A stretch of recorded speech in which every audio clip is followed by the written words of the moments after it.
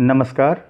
US academy and institute Gorakhpur के video शिक्षण में मैं महेश मणि त्रिपाठी, हिंदी शिक्षक, आपका स्वागत करता हूं।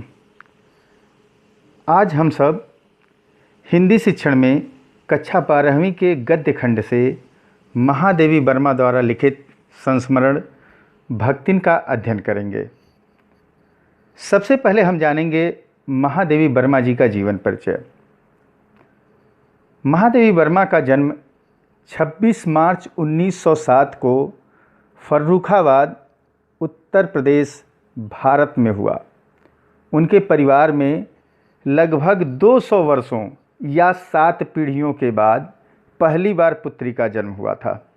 अतः बाबा बाबू बांके बिहारी जी हर्ष से झूम उठे और उन्हें घर की देवी यानी महादेवी मानते हुए पुत्री का नाम महादेवी रखा। उनके पिता श्री गोविंद प्रसाद वर्मा भागलपुर के एक कॉलेज में प्राध्यापक थे। उनकी माता का नाम हेमरानी देवी था। हेमरानी देवी बड़ी धर्मपरायण, कर्मनिष्ठ, भावुक एवं शाकाहारी महिला थीं। वे प्रतिदिन कई घंटे पूजा पाठ तथा रामायण, गीता एवं विनय पत्रिका का पारायण करती थीं और संगीत में भी उनकी अत्यधिक रुचि थी।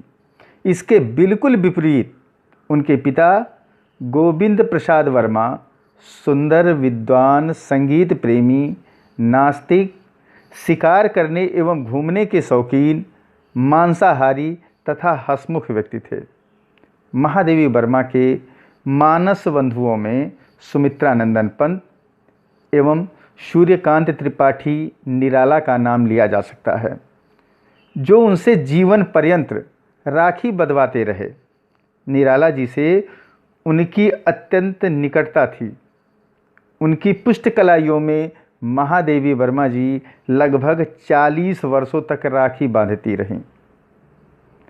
महादेवी जी की शिक्षा इंदौर में मिशन स्कूल से प्रारंभ हुई। साथ ही संस्कृत, अंग्रेजी, संगीत तथा चित्रकला की शिक्षा अध्यापकों द्वारा घर पर ही दी जाती रही। 1921 में महादेवी जी ने 8वीं कक्षा में प्रांत भर में प्रथम स्थान प्राप्त किया। यहीं पर उन्होंने अपने काव्य जीवन की शुरुआत की।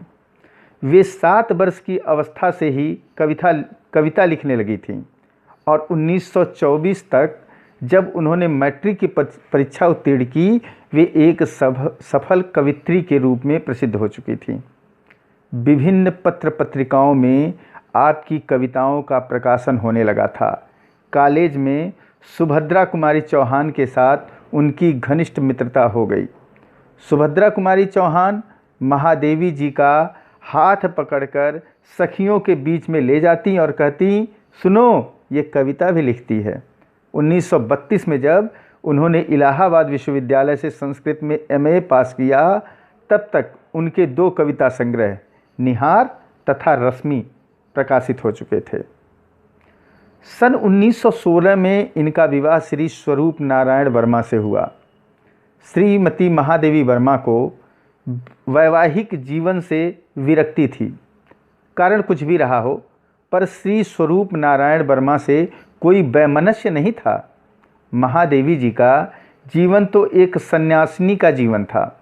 उन्होंने जीवन भर श्वेत वस्त्र पहना, तख्त पर सोईं और कभी आईना नहीं देखा, कभी शीशे में अपना मुंह नहीं देखा। सन 1966 में पति की मृत्यु के बाद वे अस्थायी रूप से इलाहाबाद में रहने लगीं। उन्होंने अपने जीवन का अधिकांश समय इलाहाबाद में ही बिताया। 11 सितंबर 1987 को इलाहाबाद में उनका देहांत हो गया। महादेवी जी कवित्री होने के साथ साथ विशिष्ट गद्यकार भी थीं। उनकी कृतियों में काव्य संग्रह निहार, रश्मि, नीरजा, सांध्य-गीत, दीपशिखा, सप्तपर्णा, प्रथम आयाम, अग्निरेखा आदि रही। इनके गद्य साहित्य जो रेखा चित्र है, अतीत के चलचित्र और स्मृति की रेखाएं, इनके संस्मरण, पथ के साथी, मेरा परिवार निबंध संग्रह जो है वो श्रृंखला की कड़ियाँ, विवेचनात्मक गद्य, साहित्य की आस्था तथा अन्य निबंध, संकल्पिता, इनका ललित निबंध क्षणदा और इनकी कहानियाँ गिल्लू, जो कि बहुत ही प्रचलित है।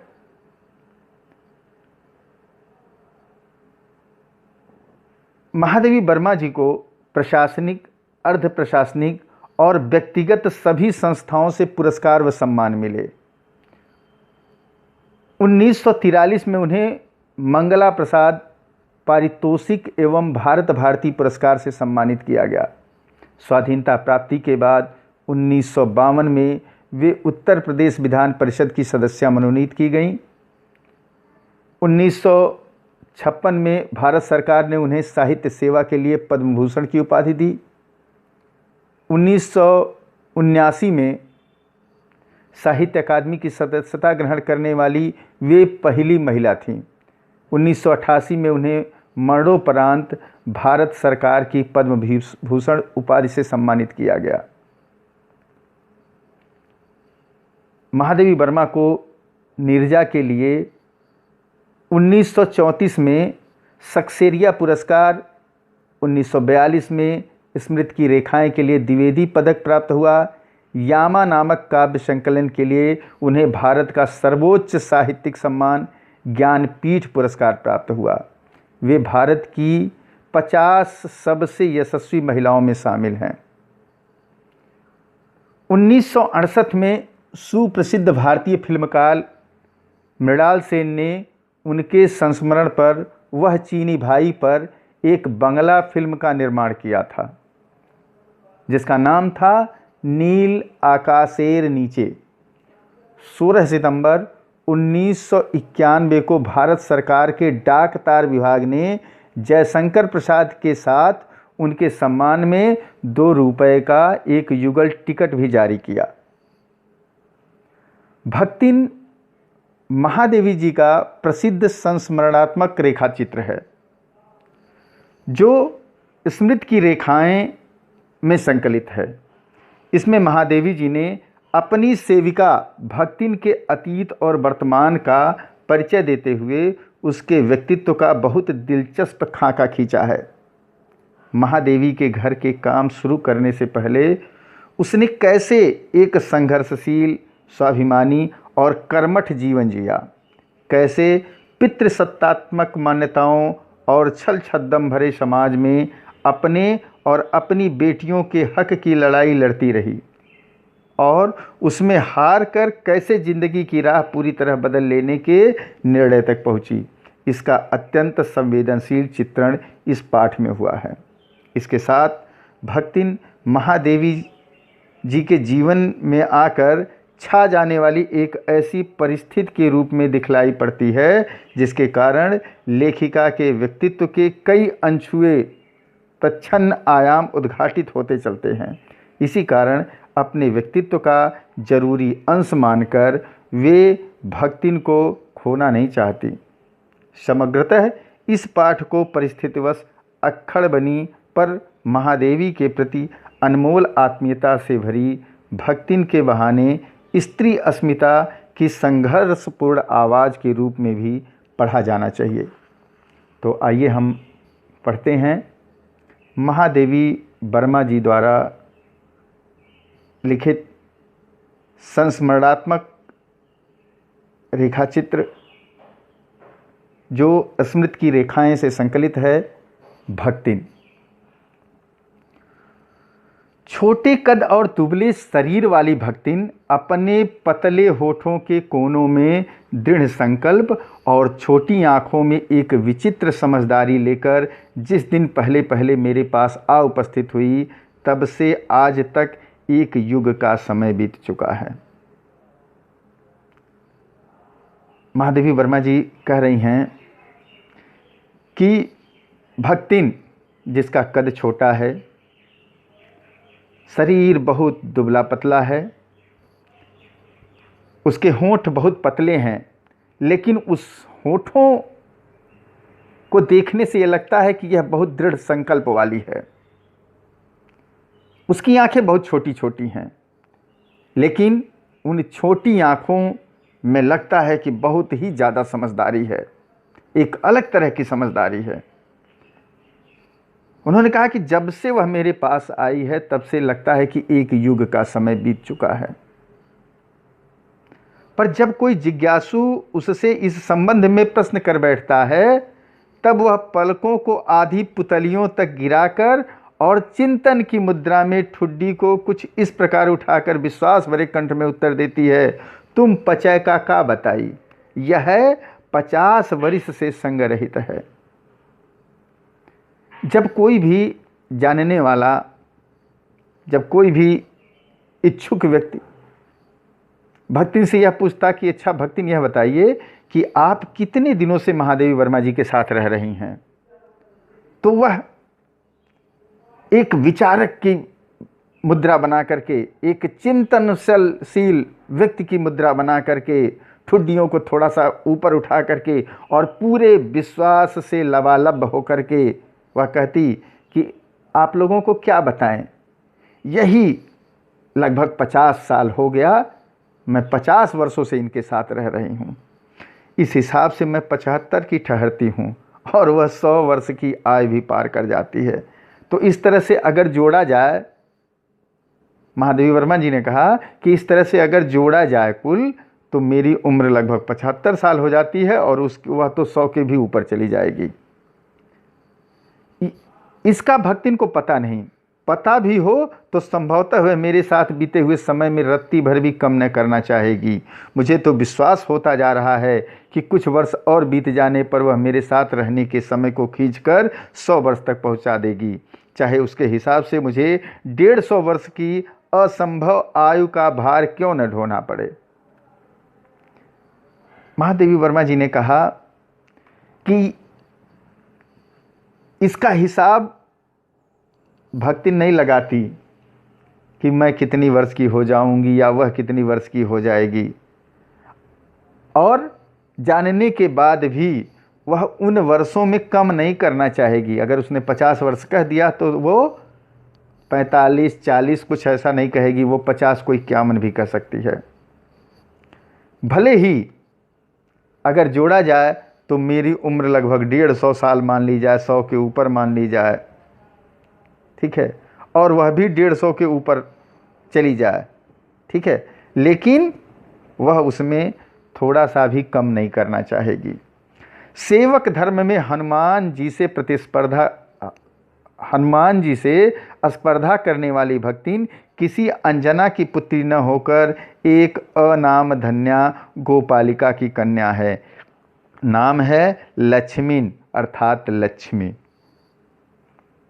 सेवक धर्म में हनुमान जी से स्पर्धा करने वाली भक्तिन अपने आप को सेवक धर्म में हनुमान जी से कम नहीं मानती है। जिस प्रकार से हनुमान जी अपने आराध्य देव श्री रामचंद्र जी की सेवा में एकदम पूरी निष्ठा से, पूरी कर्तव्य परायणता से लगे रहते थे, दृढ़ संकल्पित रहते थे, उसी तरीके से भक्तिन अपनी महादेवी वर्मा जी के लिए एकदम सेवक धर्म का पालन करती थी। जैसे हनुमान जी राम जी के लिए ना शब्द का प्रयोग नहीं करते थे। अगर कोई भी आदेश मिलता था श्री रामचंद्र जी से, कोई भी मन की बात भी अगर समझ जाते थे कि राम जी यह चाहते हैं तो हनुमान जी तुरंत कर देते थे। ठीक उसी प्रकार से भक्तिन भी अगर उसको यह लग जाता था कि महादेवी वर्मा जी को इस चीज़ की ज़रूरत है या वह यह चाहती हैं, तो वह तुरंत ही कर दिया करती थी। भक्तिन जैसे हनुमान जी अंजनी पुत्र हैं, तो भक्तिन किसी अंजना की पुत्री नहीं है, यह एक गोपालक की कन्या है, एक ग्वाले की कन्या है और उसका नाम है लक्ष्मीन, जिसका शुद्ध रूप होगा लक्ष्मी।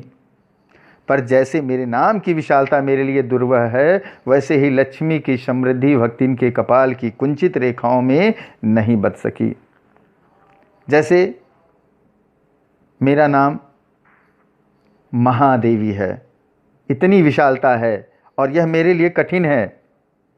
वैसे ही लक्ष्मी नाम के लिए लक्ष्मी है, लेकिन उसके पास लक्ष्मी का दूर दूर तक कहीं से कोई रिश्ता नहीं है, कोई नाता नहीं है। वैसे तो जीवन में प्रायः सभी को अपने नाम का विरोधाभास लेकर जीना पड़ता है, पर भक्तिन बहुत समझदार है, क्योंकि वह अपना समृद्ध सूचक नाम किसी को बताती नहीं। प्रायः यह देखा जाता है कि सभी को अपने नाम का विरोधाभास लेकर जीना पड़ता है। जैसे कहा गया है कि नाम नयन सुख और नेत्रों से हीन, नाम नयन सुख नेत्र से हीन।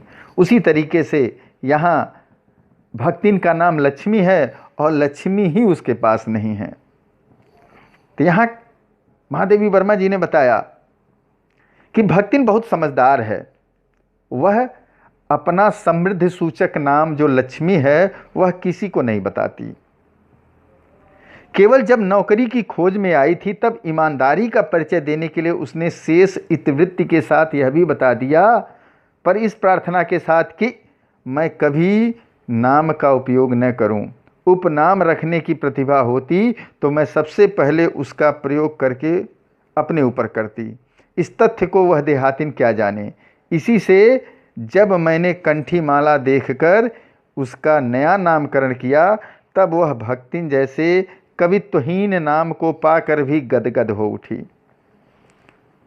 यहाँ महादेवी वर्मा जी ने कहा कि जब वह नौकरी की तलाश में आई थी तो अपनी ईमानदारी का परिचय देते हुए कि जैसे सारी बातें उसने बताया, उसी क्रम में उसी में उसने यह भी बताया कि मेरा नाम लक्ष्मीन है, अर्थात लक्ष्मी है। लेकिन यह निवेदन भी किया कि कभी भी उसे इस नाम से न पुकारा जाए। इसीलिए महादेवी वर्मा जी ने उनका नामकरण किया। और नामकरण करने का आधार क्या था कि उनके गले में कंठी और माला देख करके उन्होंने उस लक्ष्मी का नाम भक्तिन रख दिया। और भक्तिन लक्ष्मी यानी भक्तिन वह नाम पा करके एकदम फूले नहीं समा रही थी, गदगद हो उठी। भक्तिन के जीवन का इतिवृत्त बिना जाने हुए उसके स्वभाव को पूर्णतः क्या अंशतः समझना भी कठिन होगा। वह ऐतिहासिक झूंसी में गांव प्रसिद्ध एक सूरमा की इकलौती बेटी ही नहीं, विमाता की किंवदंतियां बन जाने वाली ममता की छाया से भी पली है। यहाँ बता दें कि भक्तिन के बारे में सारी चीज़ें बिना जाने उसके स्वभाव को पूरा क्या थोड़ा भी समझना बड़ा कठिन है। वाराणसी में एक ऐतिहासिक स्थान है झूंसी, और उसी झूंसी में झूंसी जो प्रसिद्ध गांव है वहाँ की एक सूरमा की एक ग्वाले की इकलौती बेटी ये लक्ष्मी है। लक्ष्मी विमाता की किंवदंतियां बन जाने वाली ममता की छाया में पली है। लक्ष्मी अपनी सौतेली माता के साथ पली बढ़ी है, जहाँ पे उसे ममता की छांव भी नहीं मिली, माँ का प्यार नहीं मिला, माँ का स्नेह नहीं मिला। 5 वर्ष की वय में उसे हड़िया ग्राम में एक संपन्न गोपालक की सबसे छोटी पुत्रवधू बनाकर पिता ने शास्त्र से 2 पग आगे रखने की ख्याति कमाई, और 9 वर्षीय युवती का गौना देकर विमाता ने बिना मांगे पराया धन लौटाने वाले महाजन का पुण्य लूटा।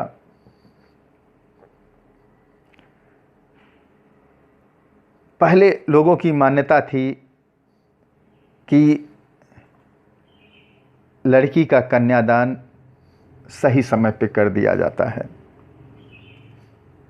उसके पिता ने शास्त्रों में कहे हुए इस बात को कि कन्या का कन्यादान उचित उम्र में करना चाहिए, तो वह उससे भी 4 कदम आगे, 2 कदम न कहिए बल्कि 4 कदम आगे कहिए, बढ़ करके मात्र 5 वर्ष की अवस्था में उसका विवाह हड़िया ग्राम के एक गोपालक से, एक ग्वाले से कर दिया। वह उस परिवार की सबसे छोटी पुत्रवधू बनकर के गई। पिता ने यह किया कि 5 वर्ष की आयु में शादी कर दी, तो सौतेली माता ने और भी 4 कदम आगे बढ़ कर के 9 वर्ष में ही उस लड़की का गौना दे दिया, अर्थात उसके पति के साथ उसके पति के घर भेज दिया। और मानो जैसे लोग कहते हैं कि बेटी पराया धन होती है, तो वैसे ही बिना मांगे पराया धन लौटा दिया और मानो वह पुण्य का काम करने लगी। पिता का उस पर अगाध प्रेम होने के कारण स्वभावतः ईर्ष्यालु और संपत्ति की रक्षा में सतर्क विमाता ने उनके मरणांतक रोग का समाचार तब भेजा जब वह मृत्यु की सूचना भी बन चुका था। रोने पीटने के अपशगुन से बचने के लिए सास ने भी उसे कुछ न बताया। बहुत दिन से नैहर नहीं गई, सो जाकर देख आवे कहकर और पहना उड़ाकर सास ने उसे विदा कर दिया। पिता का पुत्री पर अगाध प्रेम था। इस ईर्ष्या के कारण सौतेली माता ने उसके लक्ष्मी यानी भक्तिन के पिता की मृत्यु का समाचार तुरंत नहीं दिया, बल्कि काफ़ी दिनों बाद दिया। जब वह समाचार बन चुका था, बहुत पहले की बात हो चुकी थी, तब भेजा। और उसकी सास ने क्या किया? उसकी सास ने कहा कि रोना और पीटने से अपशगुन होता है, इसलिए बताया नहीं, और सिर्फ यह इच्छा जाहिर कर दी और उसे यह बताया कि बहुत दिन हो गया बहू, तुम अपने पीहर नहीं मायके नहीं गई हो, तो तुम जाओ, जरा मायके चली जाओ और अपने माता पिताजी का हालचाल ले आओ। और इस प्रकार से उसे पहना ओढ़ा करके विदा कर दिया। इस अप्रत्याशित अनुग्रह ने उसके पैरों में जो पंख लगा दिए, वे गांव की सीमा में पहुंचते ही झड़ गए। जब उम्मीद से अधिक को किसी व्यक्ति को मिल जाता है, मनचाहा चीज़ मिल जाता है, तो मानो उसके पैरों में पंख लग गए थे और वह बहुत ही तेज़ी से चलती हुई अपने मायके आ गई। लेकिन जब वह मायके पहुंची तो पता चला कि सारी उम्मीदों पर पानी फिर गया। हाय लक्ष्मी अब आई कि अस्पष्ट पुनरावृत्तियां और अस्पष्ट सहानुभूतिपूर्ण दृष्टियां उसे घर तक ठेल ले गईं, पर वहाँ न पिता का चिन्ह शेष था, न विमाता के व्यवहार में शिष्टाचार का लेस था। जब घर पहुँचने ही वाली थी कि रास्ते में ही लोग बार बार कह रहे थे कि हाय लक्ष्मी अब आई हो, और सहानुभूति प्रकट कर रहे थे कि अरे ठीक है, जो होनी थी हो गई। यह समझ नहीं पा रही थी। लेकिन जब वह घर पर पहुंची तो वहां देखा कि पिताजी का कोई चिन्ह शेष नहीं था। अक्सर यह होता है कि जब कोई व्यक्ति रहता है तो उसके जूते, चप्पल, कपड़े, उसकी छड़ी, कुछ तो न कुछ चिन्ह दिखाई देता है, लेकिन वहाँ कुछ भी ऐसा दिखाई नहीं दे रहा था। और साथ ही साथ जो उसकी विमाता थी, सौतेली माता थी, उसके व्यवहार में कोई भी शिष्टाचार नहीं था कि अच्छी तरीके से मिले, उसको बतावें क्या हुआ क्या नहीं हुआ। दुख से शिथिल और अपमान से जलती हुई वह उस घर में पानी भी बिना पिए उल्टे पैर ससुराल लौट पड़ी। वहां पहुंची तो संभवतः लोग आए होंगे, लोगों ने यह सूचना दी होगी कि तुम्हारे पिता की मृत्यु हो गई, और वह तो बहुत पहले की घटना है। जब यह घटना उसने सुना, ये सब बातें उस लक्ष्मी ने सुनी, तो दुख से ढीली पड़ गई और अपमान की आग में जलने लगी। और अपमान के आग में जलती हुई वह वहाँ पर बिना पानी पिए, बिना कुछ दाना लिए ही वापस उल्टे पैर अपने ससुराल लौट पड़ी। ससुराल में पहुंचकर उसने अपनी सास को खरी खोटी सुनाया, उल्टा सीधा कहा, और जो अपनी उसने विमाता पर आया हुआ क्रोध शांत किया और पति के ऊपर गहने फेंक फेंक कर उसने पिता के चिर विछोह की मर्म व्यथा व्यक्त की। और जो भी गहने कपड़े पहने थे, गहने निकाल करके अपने पति के ऊपर फेंक फेंक करके वह अपने दिल की व्यथा, अपने मन की पीड़ा को अपने पति के सामने व्यक्त करने लगी। जो पिता का विछोह था, पिता से दूर होने का जो पीड़ा थी, उसको व्यक्त किया। जीवन के दूसरे परिच्छेद में भी सुख की अपेक्षा दुख ही अधिक है। जब उसने गेहुए रंग और बटिया जैसे मुख वाली पहली कन्या के 2 संस्करण और कर डाले, तब सास और जिठानियों ने ओंठ बिचकाकर उपेक्षा प्रकट की। उचित भी था, क्योंकि सास 3 कमाऊ वीरों की विधात्री बनकर मचिया के ऊपर विराजमान पुरखिन के पद पर अभिषक्त हो चुकी थी, और दोनों जिठानियाँ काग भुसुंडी जैसे काल लालों की क्रमबद्ध सृष्टि करके इस पद के लिए उम्मीदवार थीं। छोटी बहू के लीक छोड़कर चलने के कारण उसे दंड मिलना आवश्यक हो गया। जीवन की दूसरी कड़ी में भी सुख की अपेक्षा दुख अधिक ही अधिक था। पहली कड़ी उसका मायका था, जहां उसे दुख ही दुख था। दूसरा परिच्छेद उसका ससुरालय था, वहां पर भी उसे सुख की अपेक्षा दुख ही दुख अधिक थे।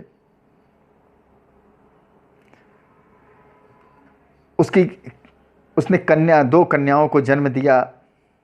दोनों कन्याएं गेहुए रंग की थीं, गोरी थीं, और बटिया जैसा मुख वाली कन्याएं थीं। गोल चेहरा था उनका, लेकिन थी तो कन्याएं। और कन्या के जन्म का समाचार सुन करके, जान करके, सास और जिठानियाँ थीं। जिठानी कहते हैं कि पति के बड़े भाई की पत्नी, पति के बड़े भाई की पत्नी को जिठानी कहते हैं।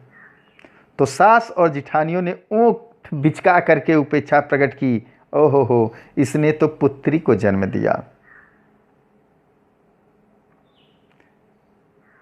सास के लिए उचित भी था, क्योंकि सास 3 कमाऊ वीरों की विधात्री थी, 3 कमाने वाले बेटों की पत्नी थी, माँ थी। वह मचिया पर बैठ करके, मानो पूर्वजों के पद पर बैठ करके वह राज चलाती थी। और जो इसकी दोनों जिठानियाँ थीं, वह मानो जैसे काग भुसुंडी हों। काग भुसुंडी, ये रामायण में एक प्रकरण आता है। जो राम का एक भक्त था, जो शापवश कौवा बन गया था, तो उसी को मानो कौवा बन करके काले लालों को, काले मुंह को, होठों को क्रमबद्ध सृष्टि करके इस पद के लिए उम्मीदवार थीं कि किस पद के लिए उम्मीदवार थीं कि सास के न रहने पर मैं ही यहाँ की मालकिन बनूंगी, क्योंकि छोटी बहू लीक से छोड़ करके चल रही थी। इसलिए उसे यह पद मिलना, उसे दंड मिलना निश्चित हो गया था। जिठानियाँ बैठ करके लोक चर्चा करती, इधर उधर की बातें करती और उनके काले कलूटे लड़के धूल उड़ाते। वह मट्ठा फेरती, कूटती, पीसती, रांधती और उनकी नन्ही लड़कियां गोबर उठाती, कंडे पाथती। जिठानियाँ अपने भात पर सफ़ेद राब रखकर गाढ़ा दूध डालती और अपने लड़कों को औटते हुए दूध पर से मलाई उतार कर खिलाती। वह काले गुड़ की डली के साथ कठौती में मट्ठा पाती और उसकी लड़कियां चने बाजरे की घुघरी चबाती। उस समय के समाज के हिसाब से लड़के और लड़कियों में बहुत ही अंतर किया जाता था और वही अंतर दिखता था कि जो स्त्री पुत्र को जन्म देती थी और जो स्त्री पुत्री को जन्म देती थी, वहाँ पे भी यह अंतर दिखाई देता था। तो जिठानियाँ बैठ करके इधर उधर की बातें करती थी। उनके काले काले लड़के जो थे वह घूमते थे, धूल उड़ाते थे। भक्तिन क्या करती थी? मट्ठा फेरती थी, धान कूटती थी, गेहूँ पीसती थी, वो दाल बनाती थी सब। और उसकी लड़कियां कार्य करती थी। वह गोबर उठाती थी, जो गाय और भैंसें थीं उनका गोबर उठाती थी, उससे उप्पल बनाती थी, कंडे बनाती थी। जिठानियाँ क्या करती थीं? अपने भात पर जो चावल बनता था, भात पर वो सफ़ेद राब रख कर के गाढ़ा दूध डालती थी। राब जो होता है वह गन्ने से बनता है, गन्ने का गाढ़ा सीरा होता है, उसे राब कहा जाता है। वह डाल करके और खूब गाढ़ा दूध डाल करके उससे पीती थी और अपने बच्चों को भी वह दूध पर से मलाई उतार करके खिलाती थी। और भक्तिन को क्या मिलता था? काला सूखा गुड़ की डली मिलती थी और वो भी कठौती में दूध नहीं, मट्ठा डाल करके मिलता था। और उसके बच्चियों को जो था वो चने का या बाजरे का ऐसे ही उबला हुआ भुना हुआ घुघरी टाइप का मिलता था। इस दंड विधान के भीतर कोई ऐसी धारा नहीं थी जिसके अनुसार खोटे सिक्कों की टकसाल जैसी पत्नी से पति को विरक्त किया जा सके। सारी चुगली चबाई की परिणति उसके पत्नी प्रेम को बढ़ाकर ही होती थी। जिठानियाँ बात बार पर धमाधम कूटी पीसी जाती, पर उसके पति ने उसे कभी उंगली भी नहीं छुआई। वह बड़े बाप की बड़ी बात वाली बेटी को पहचानता था। इसके अतिरिक्त परिश्रमी, तेजस्विनी और पति के प्रति प्रेम, पति रोम रोम से सच्ची पत्नी को वह चाहता भी बहुत रहा होगा, क्योंकि उसके प्रेम के बल पर ही पत्नी ने अलगौछा करके सबको अंगूठा दिखा दिया। काम वही करती थी, इसलिए गाय भैंस, खेत खलिहान, अमराई के पेड़ आदि के संबंध में उसी का ज्ञान बहुत बढ़ा चढ़ा था। उसने छांट छांट कर ऊपर से असंतोष की मुद्रा के साथ और भीतर से पुलकित होते हुए जो कुछ लिया वह सबसे अच्छा भी रहा। साथ ही परिश्रमी दंपति के निरंतर प्रयास से उसका सोना बन जाना भी स्वाभाविक हो गया। यहाँ जो कहा गया है कि दंड विधान के भीतर कोई ऐसी धारा नहीं थी कि अपनी वह भक्तिन जो थी वह खोटे सिक्के की टकसाल थी। खोटे सिक्के की टकसाल भक्तिन को कहा गया है और इसके जिठानियों को असली टकसाल कहा गया है, सिक्के की टकसाल कहा गया कि वो सब अच्छी मानी जाती थी परिवार की निगाह में और परिवार की निगाह में यह खोटी थी। अच्छा होना और खोटा होना यह सिर्फ इस बात के प्रचारक थे कि वो जो जिठानियाँ थी उन्होंने पुत्रों को जन्म दिया था और इसने पुत्रियों को जन्म दिया था, इसलिए इसके साथ सौतेला व्यवहार होता था, इसके साथ बुरा व्यवहार होता था। लेकिन सारी चुगली सुनने के बाद भी उसका पति अपनी पत्नी भक्तिन का पति अपनी पत्नी पर बहुत ही अटूट विश्वास करता था और अटूट प्रेम भी करता था। और उधर जिठानिया जो थी वह अपनी पतियों के द्वारा रोज पीटी जाती थी, मारी जाती थी। यहाँ भक्तिन का पति कभी भी उसे उंगली से भी दंड नहीं दिया था। दोनों में अगाध प्रेम था। वह जानता था कि यह बड़े बाप की बेटी है, कभी भी यह गलत काम नहीं कर सकती है। इसके अतिरिक्त भक्तिन बहुत ही परिश्रमी थी, तेजवान थी और इस बात को उसका पति बहुत ही मन से जानता था, सच्चे हृदय से जानता था। इसी के कारण क्या किया, पत्नी ने यानी भक्तिन ने अलगौछा कर लिया, यानी अपने पति के साथ अलग हो गई और सबको अंगूठा दिखा दिया। कारण यह था कि घर परिवार खेती बाड़ी सब का काम भक्तिन करती थी, लक्ष्मी करती थी और बाकी सब बैठी रहती थी। और उसका फ़ायदा क्या मिला, उसका फ़ायदा यह मिला कि गाय भैंस खेत खलिहान आम के पेड़ आदि के संबंध में उसका ज्ञान बहुत था। और उसने जब अलगौछा हुआ, जब अलग होने का कार्यक्रम हुआ तो ऊपर से असंतोष प्रकट करके अच्छा ठीक है हमको यही दे दीजिए, असंतोष, लेकिन मन से गदगद होकर के उसने जो अच्छा खेत था, अच्छी गाय भैंसें थीं, जो अच्छे आम के पेड़ थे वो सब अपने ले लिया और जो अच्छा नहीं था वह उन लोगों ने ले लिया, क्योंकि उन लोगों को न गाय भैंसों का ज्ञान था, न खेत खलिहान का ज्ञान था, न पेड़ों का ज्ञान था। इसलिए उन लोगों के हिस्से में अलग चीज़ें आ गईं। यहाँ परिश्रमी दंपति अपने प्रयास से अपने घर परिवार गाय भैंस खेत खलिहान सबको सोना बनाते चले गए। आगे धूमधाम से बड़ी लड़की का विवाह करने के उपरांत पति ने घरौदे से खेलती हुई 2 कन्याओं और कच्ची गृहस्थी का भार 29 वर्ष की पत्नी पर छोड़कर संसार से विदा ली। जब वह मरा तब उसकी अवस्था 36 वर्ष से कुछ ही अधिक रही होगी, पर पत्नी आज उसे बुढ़ऊ कहकर स्मरण करती है।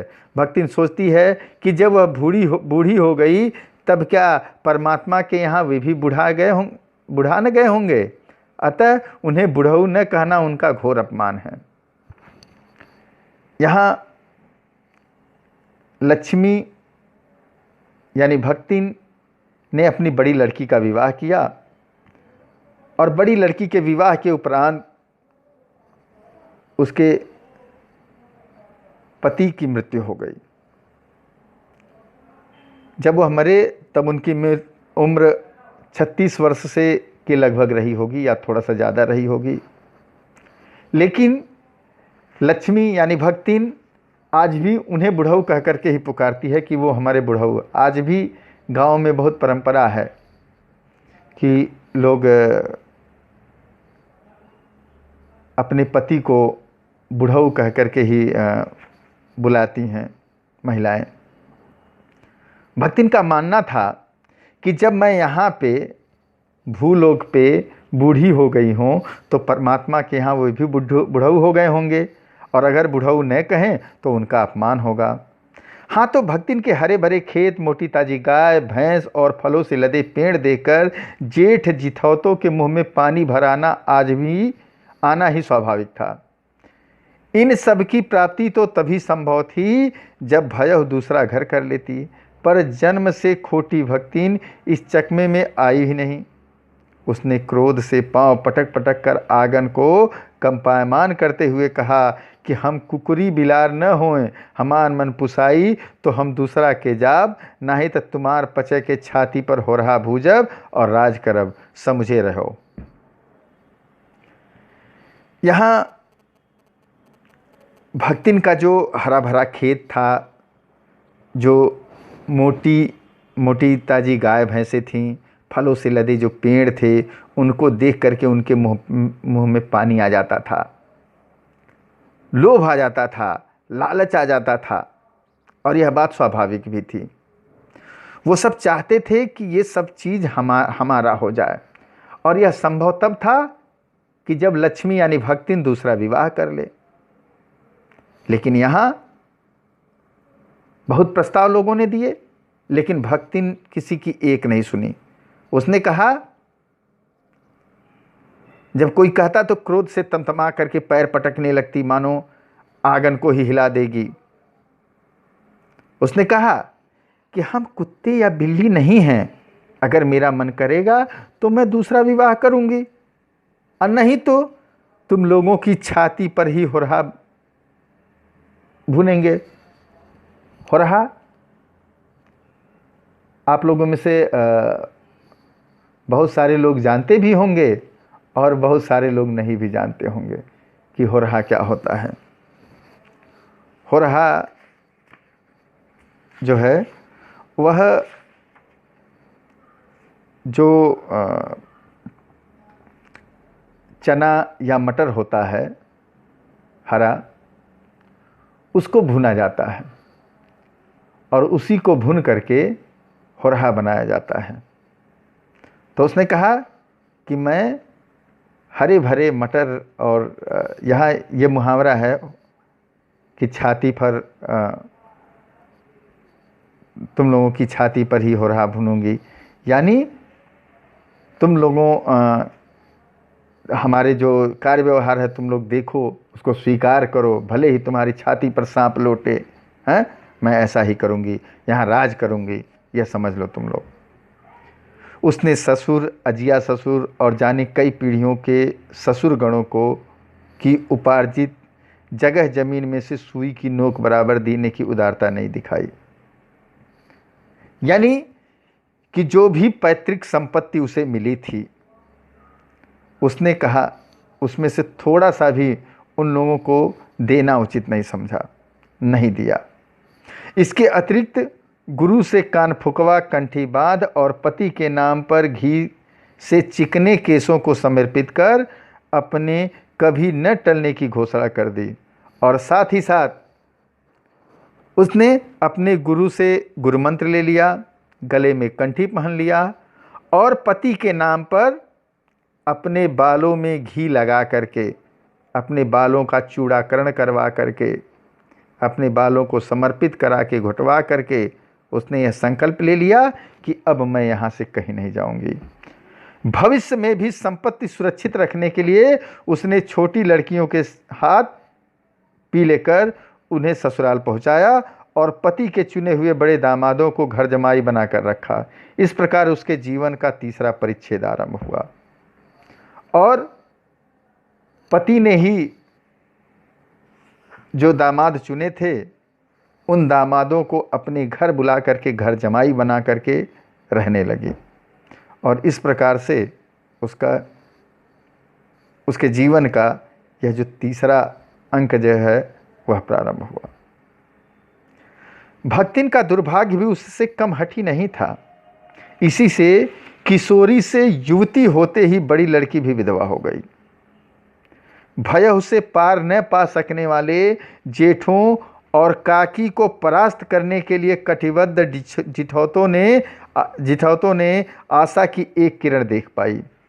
विधवा बहन के गठबंधन के लिए बड़ा जिठौत अपने तीतर लड़ाने वाले साले को बुला लाया, क्योंकि उसका हो जाने पर सब कुछ उन्हीं के अधिकार में रहता।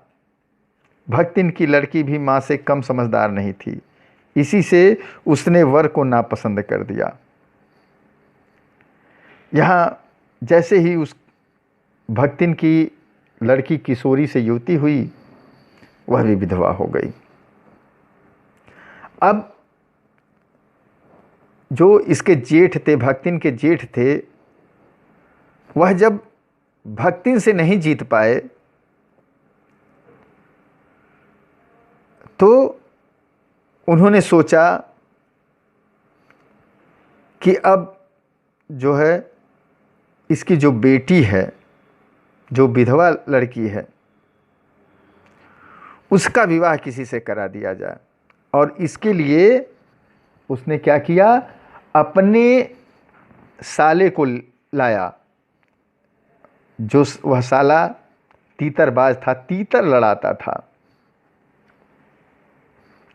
और अगर तीतरबाज से उसकी लड़की का विवाह हो जाएगा तो सब कुछ, सारी धन संपत्ति पे हम लोगों का अधिकार हो जाएगा। ऐसा सोच करके जो जेठ था और जेठ के जो लड़के थे उन्होंने एक योजना बनाई। भक्तिन की लड़की भी भक्तिन से कम समझदार नहीं थी, उतना ही समझदार थी। वह जानती थी कि यह सभी लोगों की एक जाल है, एक संरचना है, एक ठगने की विधा है। तो उसने उस तीतरबाज को पति बनाने से अस्वीकार कर दिया। बाहर के बहनोई का आना चचेरे भाइयों के लिए सुविधाजनक नहीं था। जो उस लड़की के चचेरे भाई थे वह भी नहीं चाहते थे कि बाहर का कोई बहनोई आए, क्योंकि वह आएगा तो संपत्ति पर दूसरे का अधिकार हो जाएगा। अतः यह प्रस्ताव जहाँ का तहाँ रह गया। तब वे दोनों माँ बेटी खूब मन लगाकर अपने संपत्ति की देखभाल करने लगी और मान न मान मैं तेरा मेहमान की कहावत चरितार्थ करने वाले वर के समर्थक उसे किसी न किसी प्रकार पति की पदवी पर अभिषिक्त करने का उपाय सोचने लगे। यहाँ ये माँ बेटी दोनों मन लगा करके अपने संपत्ति की रखवाली करने लगी, खेती बाड़ी, जो गाय भैंसें थी सबकी देखभाल करने लगी। लेकिन यहाँ तीतरबाज मान न मान मैं तेरा मेहमान, मतलब ज़बरदस्ती आकर के वहाँ रहने लगा। और उसके समर्थक भी चाहते थे कि वह तीतरबाज यहाँ रहे और किसी तरीके से उसकी लड़की से इसका विवाह हो जाए। एक दिन माँ की अनुपस्थिति में बर महाशय ने बेटी को कोठरी में घुसकर और भीतर से द्वार बंद कर लिया। उसके समर्थक गांव वालों को बुलाने लगे। युवती ने जब इस डकैत वर की मरम्मत कर कुंडी खोली तब पंच बेचारे समस्या में पड़ गए। तीतरबाज युवक कहता था, वह निमंत्रण पाकर भीतर गया और युवती उसके मुख पर अपने 5 उंगलियों के उभार में इस निमंत्रण के अक्षर पढ़ने का अनुरोध करती थी। अंत में दूध का दूध, पानी का पानी करने के लिए पंचायत बैठी और सबने सिर हिला हिलाकर इस समस्या का मूल कारण कलयुग को स्वीकार किया। यहाँ एक दिन भक्तिन कहीं बाहर चली गई थी और मौका देख करके वह तीतरबाज उस लड़की की कोठरी में चला गया और लड़की की कोठरी में जा करके अंदर से कुंडी बंद कर लिया। उस तीतरबाज के जो समर्थक थे वह सब गांव वालों को बुला के ले आए कि देखिए इस कमरे में अंदर से कुंडी बंद करके ये दोनों क्या कर रहे हैं।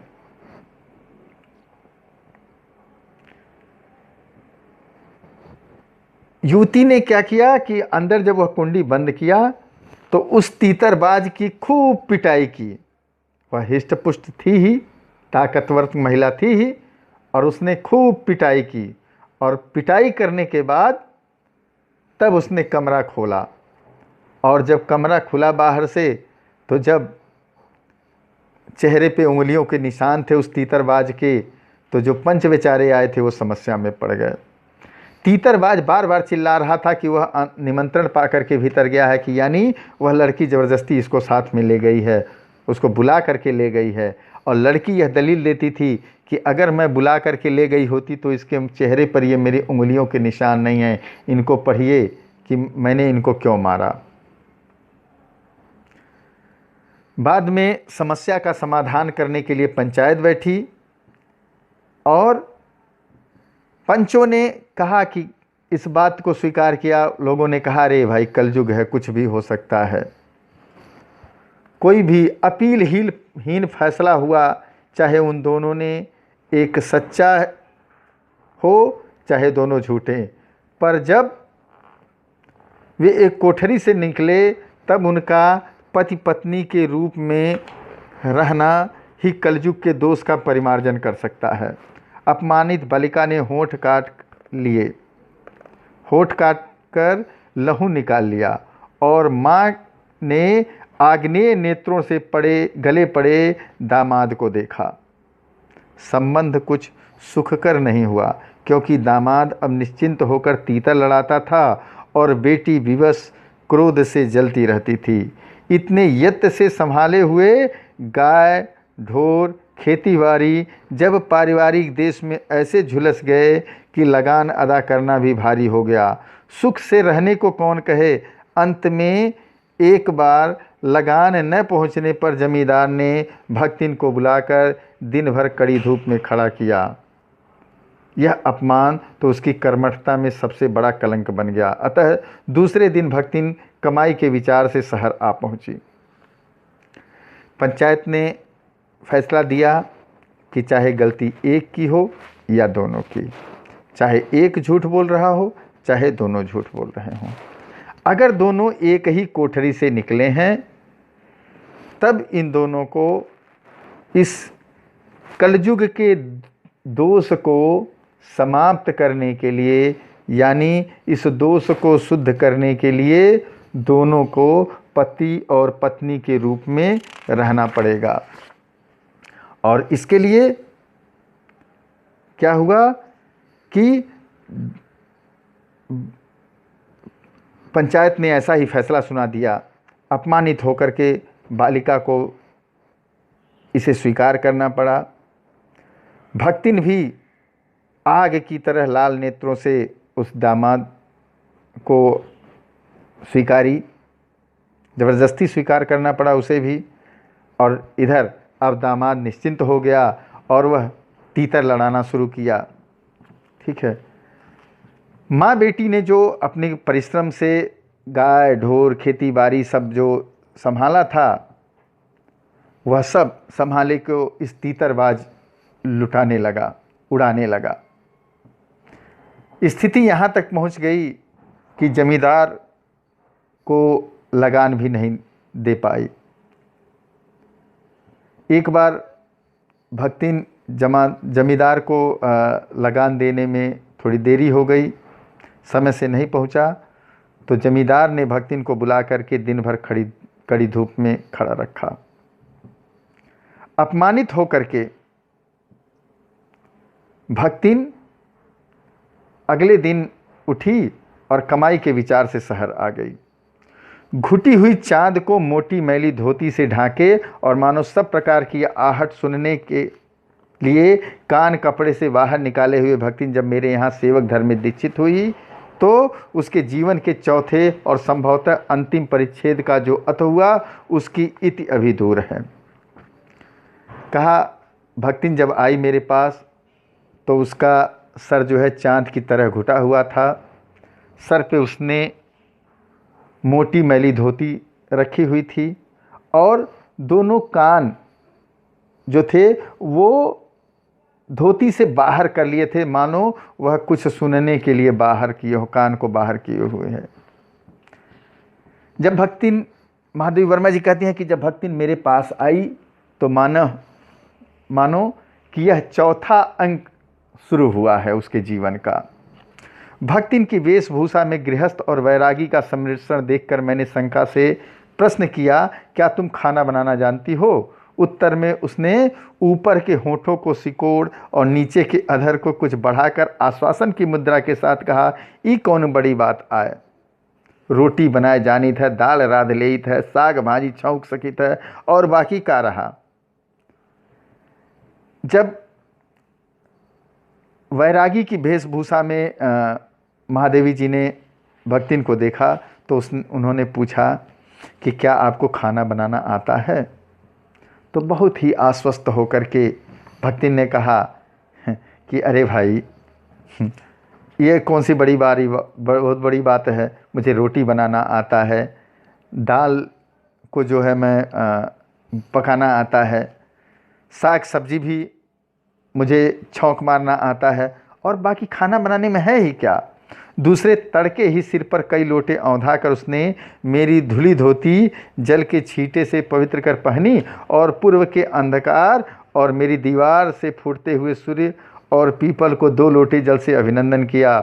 2 मिनट नाक दबाकर जप करने के उपरांत जब वह कोयले की मोटी रेखा से अपने साम्राज्य की सीमा निश्चित कर चौके में प्रतिष्ठित हुई, तब मैंने समझ लिया कि इस सेवक का साथ टेढ़ी खीर है। दूसरे दिन प्रातःकाल ही उसने कई लोटे अपने सिर पर डाले, नहाया और मेरी धोती पर पानी यानी जल का छींटा मार करके पहन लिया, और प्रातःकाल ही पौ फटते ही सूर्य उदय होने से पूर्व ही उसने 2 लोटा जल चढ़ाया, सूर्यदेव को जल चढ़ाया, पीपल के वृक्ष को जल चढ़ाया करके अभिनंदन किया, और नाक दबा करके थोड़ा जप तप किया, योग आसन किया, और वहाँ पाकशाला में जा कर के कोयले से एक मोटी रेखा खींच दिया, मानो यह निर्धारित कर दिया कि अंदर का साम्राज्य मेरा है और बाहर का साम्राज्य आपका है। यह देख करके ही मुझे लग गया कि भक्तिन के साथ रहना यानी इस सेवक के साथ रहना टेढ़ी खीर है, कोई आसान काम नहीं है। अपने भोजन के संबंध में नितांत वीतराग होने पर भी मैं पाक विद्या के लिए परिवार में प्रख्यात हूँ, और कोई भी पाक कुशल दूसरे के काम में नुक्ताचीनी बिना किए रह नहीं सकता। पर जब छूत पाक पर प्राण देने वाले व्यक्तियों का बात बात पर भूखा मरना स्मरण हो आया और भक्तिन की संकाकुल दृष्टि में छुपे हुए निषेध का अनुभव किया, तब कोयले की रेखा मेरे लिए लक्ष्मण के धनुष के खींची हुई रेखा के सामने दुर्लभ हो उठी। निरुपाय अपने कमरे में बिछौने में पड़कर नाक के ऊपर खुली हुई पुस्तक स्थापित कर मैं चौके में पीढ़े पर आसीन अनधिकारी को भूलने का प्रयास करने लगी। परिवार में महादेवी वर्मा जी ने कहा कि परिवार में पाक कला के लिए, भोजन विद्या के लिए मैं बहुत प्रख्यात थी, बहुत प्रसिद्ध थी। और अगर एक किसी विधा में कोई प्रख्यात व्यक्ति है तो दूसरे के काम में नुक्ताचीनी जरूर करता है, कोई न कोई कमी निकालता है। लेकिन यहाँ जो भक्तिन है वह छूने में भी, जब कोई छू देने में कह रही है कि मैं प्राण दे दूंगी, बात बात पर अगर कोई चीज़ छू दिया जाए, कोई चीज़ इधर से उधर रख दिया जाए तो वह बिना खाए रह जाएगी। तो इन सारी बातों को समझने बूझने के बाद में जो भक्तिन ने कोयले से काली रेखा खींची हो, मानो वह काली रेखा नहीं बल्कि लक्ष्मण द्वारा खींची गई रेखा है, लक्ष्मण रेखा है, और उस लक्ष्मण रेखा को पार करना मेरे लिए संभव नहीं था। यहाँ जब इन सारी चीज़ों से विरक्त होकर के, निरुपाय होकर के मैं अपने कमरे में पहुंच करके नाक के ऊपर खुली किताब रख करके मैं अपना समय व्यतीत करने लगी और भक्तिन की सारी बातों को भूलने की कोशिश करने लगी। भोजन के समय जब मैंने अपनी निश्चित सीमा के भीतर निर्दिष्ट स्थान ग्रहण कर लिया, तब भक्तिन ने प्रसन्नता से लबालब दृष्टि और आत्मतुष्टि के आप्लावित मुस्कुराहट के साथ मेरी फूल की थाली में 1 अंगुल मोटी और गहली काली चित्तीदार 4 रोटियां रखकर उसे टेढ़ी कर गाढ़ी दाल परोस दी। पर जब उसके उत्साह पर तुषारपात करते हुए मैंने रुआसे भाव से कहा, यह क्या बनाया है, तब वह हतपथ प्रभ हो रही। भोजन के समय जब अपने निश्चित सीमा निश्चित स्थान पर मैं जाकर के बैठी तो भक्तिन बड़ी प्रसन्न हुई। प्रसन्नता से लबालब होकर के उसने मुस्कुराहट के साथ फूल की थाली में 1 अंगुल मोटी और गहरी चित्तीदार 4 रोटियां उसने मुझे परोस दी और उसी में फूल की थाली को थोड़ा सा टेढ़ा करके उसी में गाढ़ी दाल डाल दिया। मेरे उत्साह पे मानो एकदम पानी फिर गया हो। मैं रुआसा होकर के उससे पूछी कि यह क्या है, यह क्या बनाया है। तब वह हतबुद्धि हो गई, आश्चर्यचकित हो गई। उसने कहा कि रोटियां अच्छी सेकने के प्रयास में थोड़ी खरी हो गई हैं, थोड़ी करारी हो गई हैं, लेकिन है बहुत अच्छी। उसने कहा कि तरकारी थी, सब्जी थी, पर जब दाल बनी है तब उसका क्या काम है। शाम को दाल न बना करके तरकारी बना दूंगी। तरकारी यानी तरी और करी। दूध घी मुझे अच्छा नहीं लगता, नहीं तो सब ठीक हो जाता। अब न हो तो अमचूर और लाल मिर्च की चटनी पीस ले जावें। उससे भी काम न चले तो वह गांव से लाई हुई गठरी में से थोड़ा सा गुड़ दे देगी। और शहर के लोग क्या काला बत्तू खाते हैं। फिर वह कुछ अनाड़ीन या फूहड़ नहीं है। उसके ससुर, पितिया ससुर, अजिया सास आदि ने उसकी पाक कुशलता के लिए न जाने कितने मौखिक प्रमाण पत्र दे डाले हैं। उसने कहा कि अगर इससे काम आपका नहीं चलेगा, ठीक है, तो बताइए कि मेरे पास अमचूर है और उसमें लाल मिर्च डाल करके चटनी पीस करके ला के दे दें आपको। अगर इससे भी काम न चले तो मैं गांव से गुड़ लाई हूँ, कहिए तो वही दे दूँ। हाँ, नहीं तो शहर के लोग क्या काला बत्तू खाते हैं क्या। हाँ, और देखिए मैं कोई अनाड़ीन या फूहड़ नहीं हूँ, ठीक है, मैं बहुत अच्छा खाना बनाती हूँ और इसका मौखिक प्रमाण मेरे ससुर ने दिया है, मेरे ससुर के भाई ने दिया है, मेरे ससुर के पिताजी ने दिया है। ससुर, पितिया ससुर, अजिया ससुर। हाँ, पितिया ससुर का मतलब ससुर के भाई, अजिया ससुर का मतलब होता है ससुर के पिताजी। इन सभी ने पाक कुशलता में अर्थात भोजन बनाने की कला का मौखिक प्रमाण पत्र मुझे दिया है। आप ऐरा गैरा मत समझिए मुझे। भक्तिन के इस सारगर्भित लेक्चर का प्रभाव यह हुआ कि मैं मीठे से विरक्ति के कारण बिना गुड़ के और घी के अरुच के कारण रूखी दाल से एक मोटी रोटी खाकर बहुत ठाठ से यूनिवर्सिटी पहुंची और न्याय सूत्र पढ़ते पढ़ते शहर और देहात के जीवन के इस अंतर पर विचार करती रही। अरुचिपूर्ण ढंग से इस रूखी दाल को महादेवी वर्मा जी ने कहा कि मीठे से मुझे विरक्ति थी और घी से अरुचि, घी भी नहीं अच्छा लगता था और मीठा मुझे खाना नहीं था। इस कारण से रूखी दाल से एक रोटी के साथ खा करके यूनिवर्सिटी पहुंच गई और न्याय सूत्र पढ़ते पढ़ते शहर पढ़ रही थी। तो उस समय शहर और देहात के जीवन पर अंतर मन से, अपने मन से, अंतरात्मा से ही विचार करने लगी कि कैसा होता है ग्रामीण जीवन, कैसा होता है शहरी जीवन। अलग भोजन की व्यवस्था करनी पड़ी थी अपने गिरते हुए स्वास्थ्य और परिवार वालों की चिंता निवारण के लिए, पर प्रबंध ऐसा हो गया कि उपचार का प्रश्न ही खो गया। इस देहाती वृद्धा ने जीवन की सरलता के प्रति मुझे इतना जागृत कर दिया था कि मैं अपनी असुविधाएं छिपाने लगी। सुविधाओं की चिंता करना तो दूर की बात। यहाँ अपने गिरते हुए स्वास्थ्य और परिवार वालों की चिंता के कारण मुझे लगा कि मुझे अब अलग व्यवस्था करनी पड़ेगी। लेकिन इस देहाती जो वृद्धा थी, भक्तिन जो थी, उसके जीवन की सरलता ने मुझे इतना जागृत कर दिया कि मैं अपनी असुविधाओं को छिपाने लगी, क्योंकि जहाँ ही उसे असुविधा महसूस होती उसका मुखमंडल मलिन हो जाता, वह उसको दूर करने की कोशिश करने लगती। इसके अतिरिक्त भक्तिन का स्वभाव ही ऐसा बन चुका है कि वह दूसरों को अपने मन के अनुसार बना लेना चाहती है, पर अपने संबंध में किसी प्रकार का परिवर्तन की कल्पना तक उसके लिए संभव नहीं है। इसी से आज मैं अधिक देहाती हूँ, पर उसे शहर की हवा नहीं लग पाई। मकई का रात को बना दलिया सवेरे मट्टे से सोधा लगता है।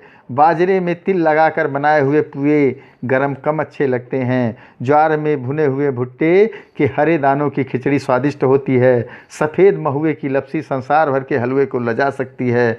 आदि वह मुझे क्रियात्मक रूप से सिखाती रहती है, पर यहाँ का रसगुल्ला तक भक्तिन के पोपले मुंह में प्रवेश करने का सौभाग्य नहीं प्राप्त कर सका।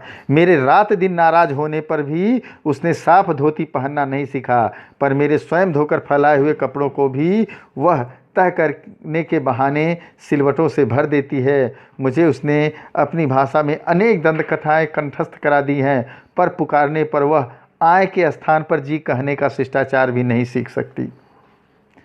यहाँ महादेवी वर्मा जी ने कहा कि मैं अधिक देहाती हो गई हूँ, लेकिन यानी कि भक्तिन के क्रियाकलाप ने मुझे देहातीन बना दिया, लेकिन उसके ऊपर शहर का कोई असर नहीं पड़ा है।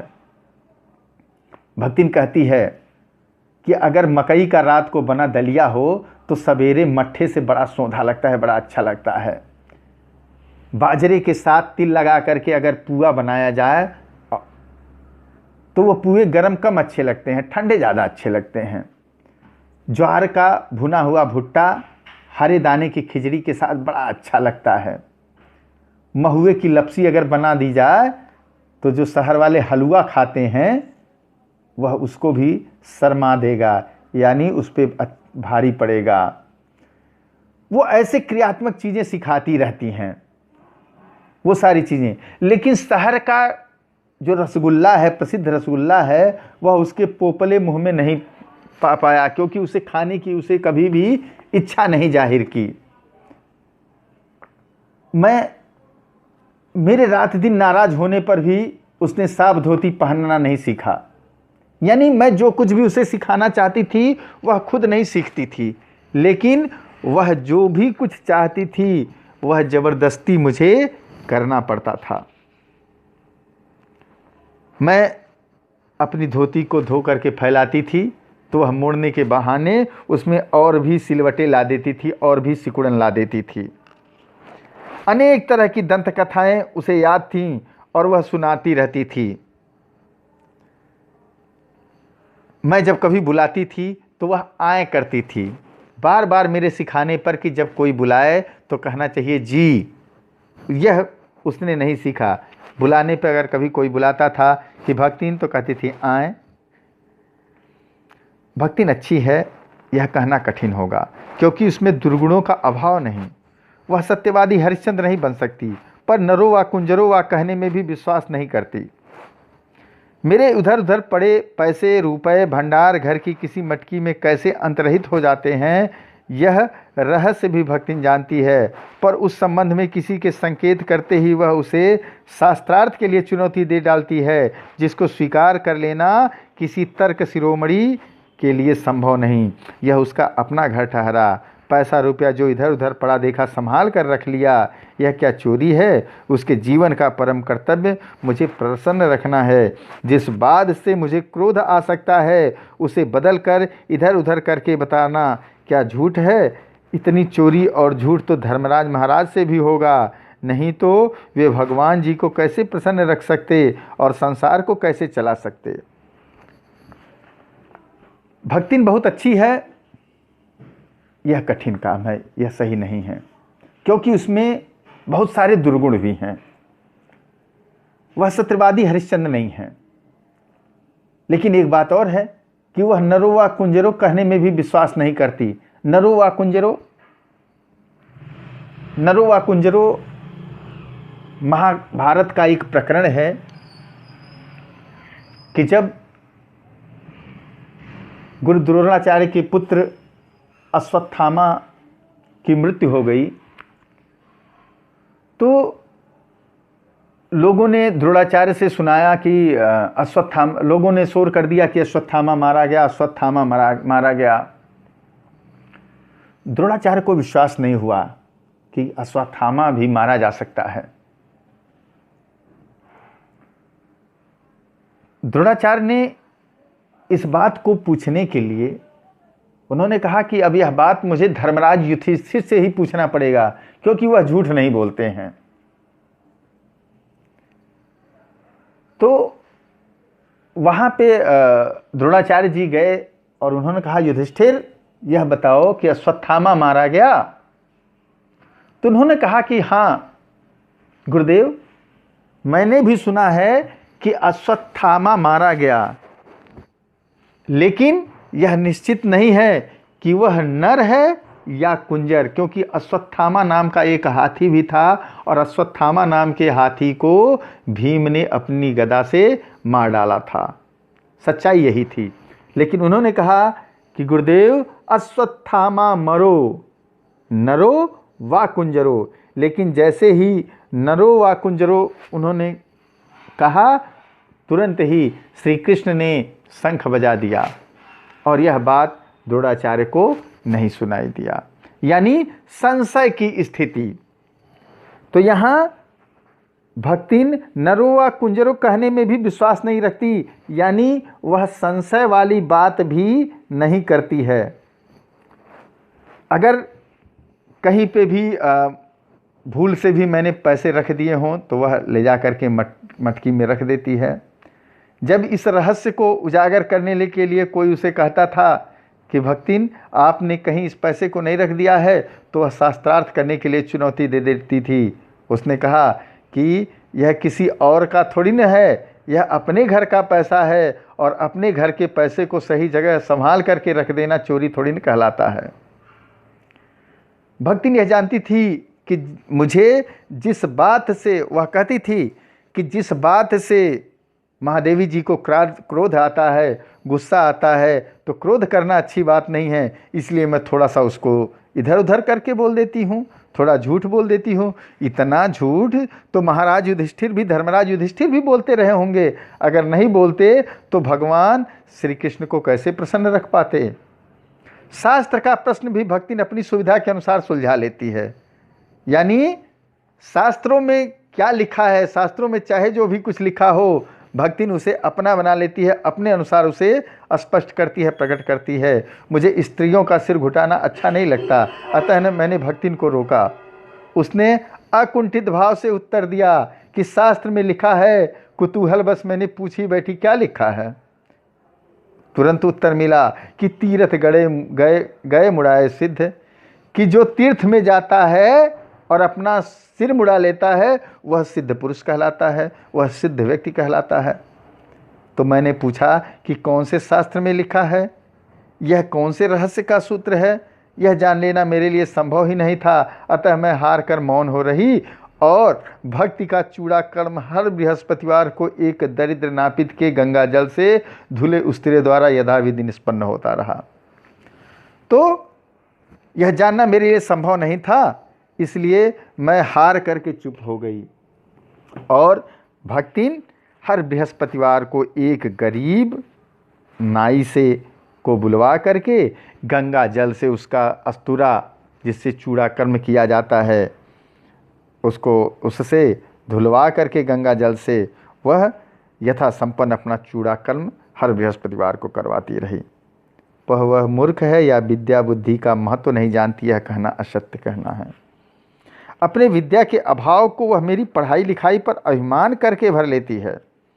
एक बार जब मैंने सब काम करने वालों से अंगूठे के निशान के स्थान पर हस्ताक्षर लेने का नियम बनाया, तब भक्तिन बड़े कष्ट में पड़ गई, क्योंकि एक तो उससे पढ़ने की मुसीबत नहीं उठाई जा सकती थी, दूसरे सब गाड़ीवान दाइयों के साथ बैठकर पढ़ना उसकी वयोवृद्धता का अपमान था। अतः उसने कहना आरंभ किया, हमारे मलकिन तो रात दिन किताबियन माँ गड़ी रहती हैं, अब हमहू पढ़े लागब तो घर गृहस्थी कौन देखी सुनी। उन्होंने कहा कि हमारी मालकिन जो हैं हमेशा किताब में ही गड़ी रहती हैं, हमेशा किताब का ही काम करती रहती हैं, और अगर मैं भी पढ़ने लिखने में बैठ गई तो बताइए कि घर गृहस्थी का काम कौन करेगा। अर्थात मैं घर गृहस्थी का काम करूंगी और मालकिन पढ़ने वाला काम करेंगी। पढ़ाने वाले और पढ़ने वाले दोनों पर इस तरह का ऐसा प्रभाव पड़ा कि भक्तिन इंस्पेक्टर के समान क्लास में घूम घूम कर किसी के आ ई की बनावट, किसी के हाथ की मंथरता, किसी की बुद्धि की मंदता पर टीका टिप्पणी करने का अधिकार पा गई। उसी तो अंगूठा निशानी देकर वेतन लेना नहीं होता, इसी से बिना पढ़े ही वह पढ़ने वालों को की गुरु बन बैठी। वह अपने तर्क ही नहीं, तर्कहीनता के लिए भी प्रमाण खोज लेने में पटु है। अपने आप को महत्व देने के लिए ही वह अपनी मालकिन को साधारणता देना चाहती है, पर इसके लिए भी प्रमाण की खोज ढूंढ आवश्यक हो उठती है। यहाँ भक्तिन क्या है, यहाँ पढ़ने और पढ़ाने दोनों पर इस तरह का ऐसा प्रभाव पड़ा कि भक्तिन जो है इंस्पेक्टर बन गई और सबकी, किसकी आ सही बन रही है, किसकी ई सही बन रही है, कौन धीरे लिख रहा है, कौन मंद बुद्धि है, वह टीका टिप्पणी करते रहती कि है और सुंदर लिखो, है और तेज़ी से लिखो। हाँ, ऐसा वह करती रहती थी, क्योंकि उसे तो अंगूठा लगा करके वेतन नहीं लेना होता था, इसलिए वह सबकी गुरु बन गई। यहाँ जब एक बार मैं उत्तर पुस्तकों और चित्रों को लेकर व्यस्त थी, तब भक्तिन सबसे कहती घूमी, ऊ बिचरियू तो रात दिन काम माँ झुकी रहती हैं और तुम पचे घूमती फिरती हो, चलो तनिक हाथ बटाए लो। सब जानते थे कि ऐसे कामों में हाथ नहीं बटाया जा सकता, अतः उन्होंने अपनी असमर्थता प्रकट कर भक्तिन से पिंड छुड़ाया।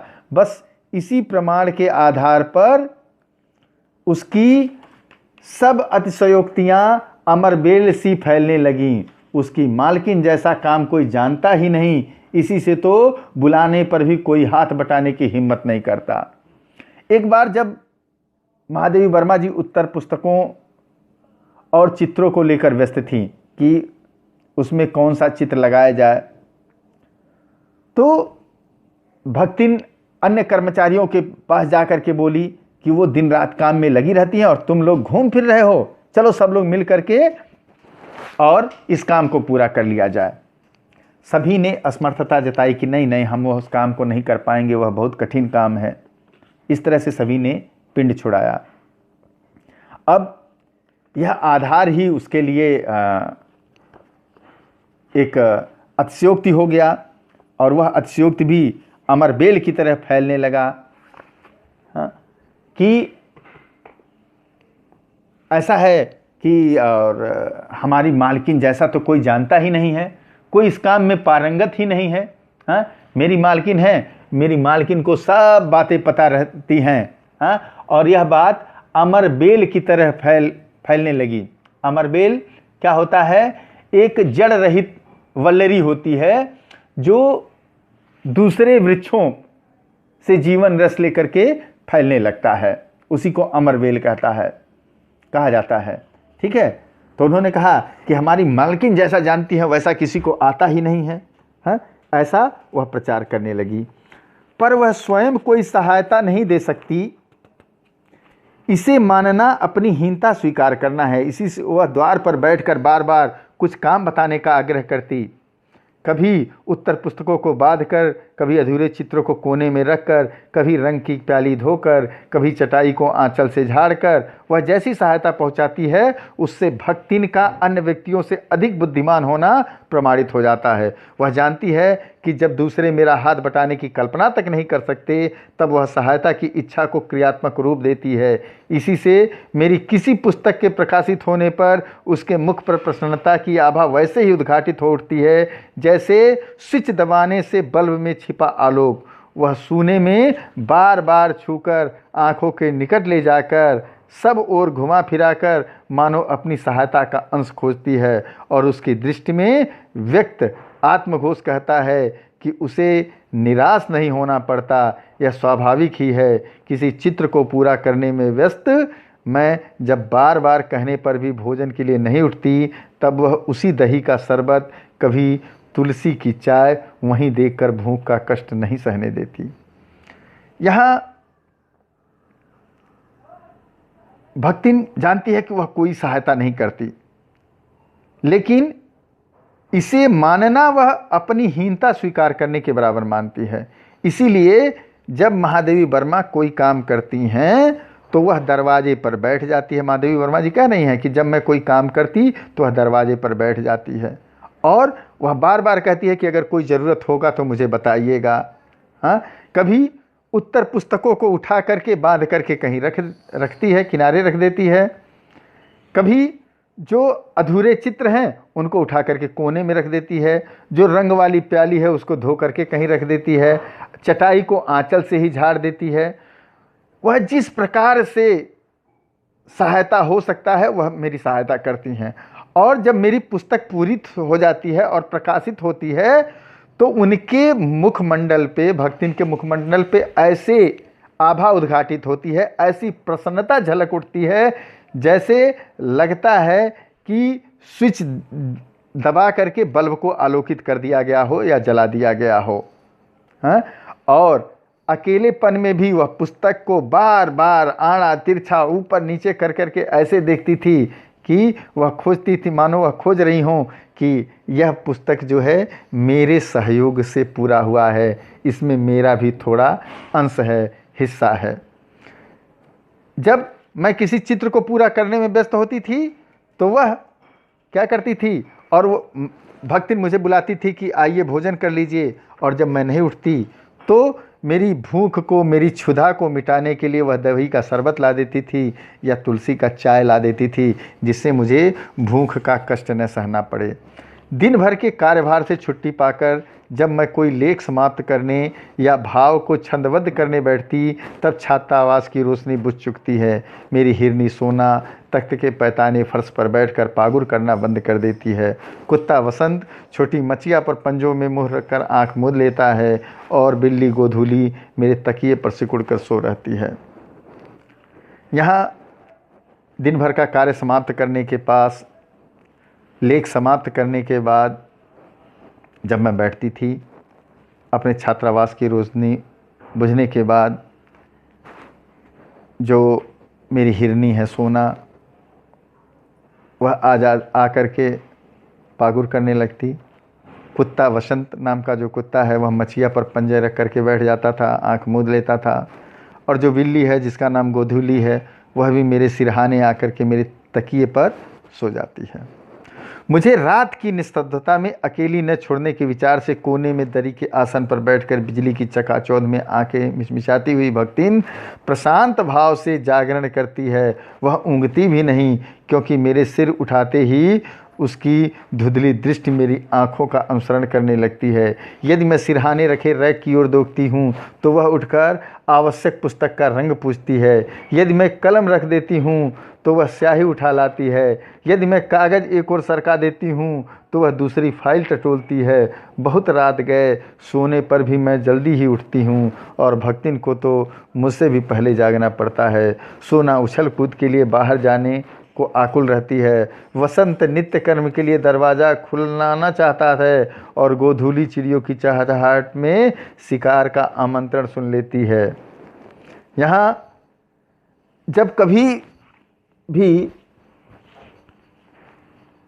मैं थोड़ा इधर उधर कुछ करने की कोशिश करती तो मानो भक्तिन यह चाहती थी कि मैं तुरंत सहायता कर दूं। मैं सिरहाने की तरफ, जब रैक की तरफ देखती तो पूछती, बताइए किस रंग की किताब चाहिए, कौन सी किताब चाहिए, मैं आपको दे देती हूँ। जब मैं कलम रख देती थी तो वह जो स्याही वाली दावात थी वह उठा करके ले जाके रख देती थी। यदि मैं कागज़ एक और सरका देती थी तो वह दूसरी फाइल टटोलने लगती थी कि हाँ लाइए किस फाइल में इसको रख दें। यहाँ मैं जल्दी ही उठती थी, लेकिन भक्तिन मुझसे भी पहले उठती थी। और साथ ही साथ यहाँ जो सोना है हिरनी, वह उछल कूद के लिए बाहर उछल कूद करने के लिए व्याकुल रहती थी। जो कुत्ता वसंत है वह अपनी नित्य क्रिया के लिए दरवाज़ा खुलवाना चाहता है। और जो बिल्ली गोधूली है वह चिड़ियों की चहचहाहट सुन करके शिकार का आमंत्रण सुन लेती है कि चिड़ियों की चहचहाहट से क्या होता है यह माना जाता है कि सुबह हो गया है। इसीलिए एक पंक्ति लिखी गई है कि पंछियों के शोर से जाना की भोर हो गई। सुबह का आमंत्रण जो होता है वह पक्षियों की चहचहाहट के साथ ही होता है। मैं मेरे भ्रमण की एकांत साथिन भक्ति नहीं रही है। बदरी, केदार आदि के ऊंचे नीचे और तंग पहाड़ी रास्तों में जैसे वह हट करके मेरे आगे चलती रहती है, वैसे ही गांव की धूल भरी पगडंडी पर मेरे पीछे रहना नहीं भूलती। किसी भी समय कहीं भी जाने के लिए प्रस्तुत होते ही मैं भक्तिन को छाया के समान साथ पाती हूँ। भक्तिन जो है वह मेरे एकांत की भी साथिन रही है। मुझे जहाँ भी कहीं जाना होता रहता था वह तुरंत ही प्रस्तुत हो जाती है। युद्ध को देश की सीमा में बढ़ते देख जब लोग आतंकित हो उठे, तब भक्तिन के बेटी दामाद उसके नाती को लेकर बुलाने आ पहुँचे, पर बहुत समझाने बुझाने पर भी वह उनके साथ नहीं जा सकी। सबको वह देखाती है, रुपया भेज देती है, पर उनके साथ रहने के लिए मेरा साथ छोड़ना आवश्यक है, जो संभवतः भक्तिन को जीवन के अंत तक स्वीकार न होगा। देश में युद्ध का समय आया, सारी सीमाओं पर चौकसी हो गई, लोग आतंकित हो उठे। तो उस समय भक्तिन के बेटी, भक्तिन का दामाद, उसके नाती सभी लोग आए कि भक्तिन को लिवा जाने के लिए, गांव लिवा जाने के लिए। सबके समझाने बुझाने पर भी वह मेरा साथ छोड़ने को तैयार नहीं हुई। वह गांव जाती है, सबको देख आती है, रुपया भी भेज देती है, पर वह जानती है कि उनके साथ रहने के लिए उसे महादेवी वर्मा यानी मेरा साथ छोड़ना होगा, जो भक्तिन को कदापि मंजूर नहीं है। जब गत वर्ष युद्ध के भूत ने वीरता के स्थान में पलायन वृत्ति जगा दी थी, तब भक्तिन पहली ही बार सेवक की विनीत मुद्रा के साथ मुझसे गांव चलने का अनुरोध करने आई। वह लकड़ी रखने के मचान पर अपनी नई धोती बिछाकर मेरे कपड़े रख देगी, दीवार में कीले गाड़कर और उन पर तख्ते रखकर मेरी किताब सजा देगी, धान के पुआर का गोदरा बनवाकर और उस पर अपना कंबल बिछाकर वह मेरे सोने का प्रबंध करेगी, मेरे रंग स्याही आदि की नई हड़िया में सजो कर रख देगी और कागज पन्नों को छीके में यथाविधि एकत्र कर देगी। जब युद्ध का भूत सवार हुआ तो भक्तिन ने पहली बार मुझसे निवेदन किया, उसने अनुरोध किया कि मैं उसके साथ गांव चलूं। उसने कहा कि आप चलिए, आपको वहां कोई परेशानी नहीं होगी, मैं वहाँ लकड़ी का एक मचान बना दूंगी और वहाँ अपनी धोती बिछा दूंगी, उसी में आप अपना कपड़ा रखिएगा, भले ही अलमारी नहीं है मेरे पास। उसने कहा दीवारों में कीले गाड़ दूंगी, उसी पे एक पट्टी रख दूंगी और उसी पट्टी पे आप अपने किताब कापी रखिएगा। आपके लिए किसी कपड़े में या किसी चीज़ में पुआल भर करके मैं आपके लिए गोदरा बनवा दूंगी, गद्दा बनवा दूंगी, हाँ, और उस पर अपना कंबल बिछा दूंगी, आपके सोने का भी इंतज़ाम हो जाएगा। सब कुछ आपका स्याही रखने के लिए, आपका दावत रखने के लिए, आपका रंग रखने के लिए सब मैं मिट्टी की हड़िया होती है उसको सजा सजा करके रख दूंगी। कागज़ पन्ना जितना होगा वो छीका बांध दूंगी मैं। छीका वह होता है जहाँ पे दूध दही रखा जाता है, तो सब इंतज़ाम मैं कर दूंगी। मेरे पास वहाँ जाकर रहने के लिए रुपया नहीं है, यह मैंने भक्तिन के प्रस्ताव को अवकाश न देने के लिए कहा था, पर इसके परिणाम ने मुझे विस्मित कर दिया। भक्तिन ने परम रहस्य का उद्घाटन करने की मुद्रा बनाकर और पोपला मुंह मेरे कान के पास ला करके हौले हौले बताया कि उसके पास 5 बिस्सी और 5 रुपया गड़ा रखा है, उसी से वह सब प्रबंध कर लेगी।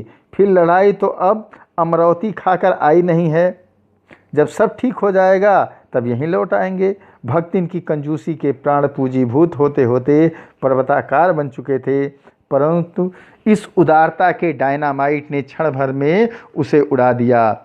इतने थोड़े रुपए का कोई महत्व नहीं, परंतु रुपए के प्रति भक्तिन का अनुराग इतना प्रख्यात हो चुका है कि मेरे लिए उसका परित्याग मेरे महत्व की सीमा तक पहुंचा देता है। मैंने एक प्रस्ताव रखा, यह रखा कि अगर इस प्रस्ताव को मैं रखूंगी तो भक्तिन जो मुझे अपने गांव ले चलने के लिए कह रही है वह त्याग देगी। मैंने कहा कि मेरे पास तो रुपए ही नहीं है, मैं कैसे जाऊंगी गांव पर। लेकिन यह सुन करके जो परिणाम आया वह मुझे आश्चर्यचकित कर दिया।